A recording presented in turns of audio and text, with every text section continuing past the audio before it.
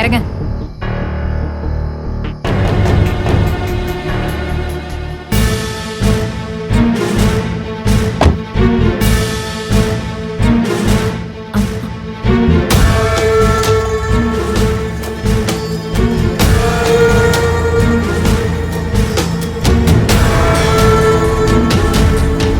ഇത് നിങ്ങളുടെ അമ്മ തന്നെയല്ലേ?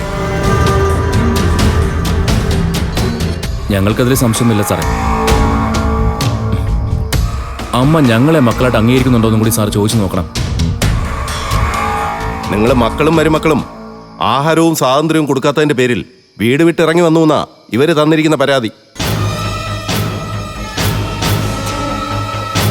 പ്രായമായ രക്ഷിതാക്കളെ സംരക്ഷിക്കാത്ത മക്കൾക്കെതിരെ കേസെടുക്കാൻ ഇപ്പൊ നിയമമുണ്ട്, അറിയാലോ? ഈ അമ്മയ്ക്ക് ഇവിടുന്ന് ഭക്ഷണം കൊടുക്കാറില്ലെന്നും ഇവിടെ സ്വാതന്ത്ര്യം കൊടുക്കാറില്ലെന്ന് പറഞ്ഞ ആരെങ്കിലും വിശ്വസിക്കോ സാറേ?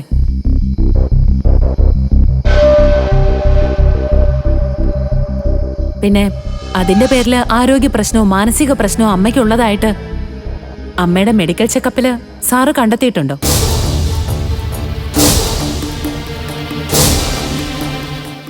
അങ്ങനെയൊന്നും ഇവിടെ ഉണ്ടായിട്ടില്ല സർ. അമ്മയ്ക്ക് ഓരോ സമയത്ത് ഓരോ വാശിയാ. ആ സമയത്ത് എന്തു തോന്നുന്നു അതുപോലെ ചെയ്യും. അങ്ങനെ ഇറങ്ങിപ്പോയതാ സാറേ. എന്തായാലും ജീവിക്കാൻ വഴിയില്ലാതെ ഇവരെ അമ്പലമുറ്റത്ത് ഭിക്ഷാടനം നടത്തുക എന്ന് പറഞ്ഞ് പഞ്ചായത്ത് മെമ്പറും നാട്ടുകാരും കൂടിയാ ഇവരെ സ്റ്റേഷനിലേക്ക് എത്തിച്ചത്. ഇനി ഒരിക്കലും അങ്ങനെ ഒരു സംഭവം ഉണ്ടാവരുത്. അത്തരം സംഭവങ്ങളൊക്കെ ഉണ്ടാവാതിരിക്കണമെങ്കിൽ ആദ്യം ഈ പഞ്ചായത്തിൽ ഭിക്ഷാടനം നിരോധിക്കേണ്ടി വരും. പൊതുസ്ഥലത്ത് ഭിക്ഷാടനം അനുവദിക്കരുതെന്ന് ഒരു നിയമം നിലവിലുണ്ടല്ലോ, അത് ആദ്യം നടപ്പിലാക്കട്ടെ. ഇല്ലെങ്കിൽ പിച്ച തണ്ടി ജീവിക്കണമെന്ന് തീരുമാനിച്ചിറങ്ങിയവരെ തടയാൻ ആർക്കും പറ്റില്ല സാറേ. കേട്ടല്ലോ, നിങ്ങൾ ജയിലിൽ പോയത് മുതലുള്ള കാര്യങ്ങളൊക്കെ പോലീസിനറിയാം. എന്നിട്ടും കൂട്ടിക്കൊണ്ടുവന്നത് പോലീസിന്റെ ഡ്യൂട്ടി ഇതൊക്കെ ആയതുകൊണ്ട് മാത്രമാണ്. ഇവരെ സ്റ്റേഷനിലെത്തിച്ചവർ പറഞ്ഞത് എങ്ങനെയെങ്കിലും ഇവരെ വീട്ടിൽ തിരിച്ചെത്തിക്കണമെന്നാ.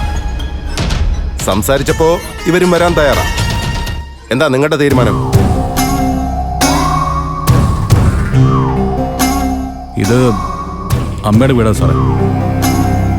അമ്മ ഇവിടെ എപ്പോൾ വന്ന് കയറിയാലും ഞങ്ങളാരും തടയില്ല.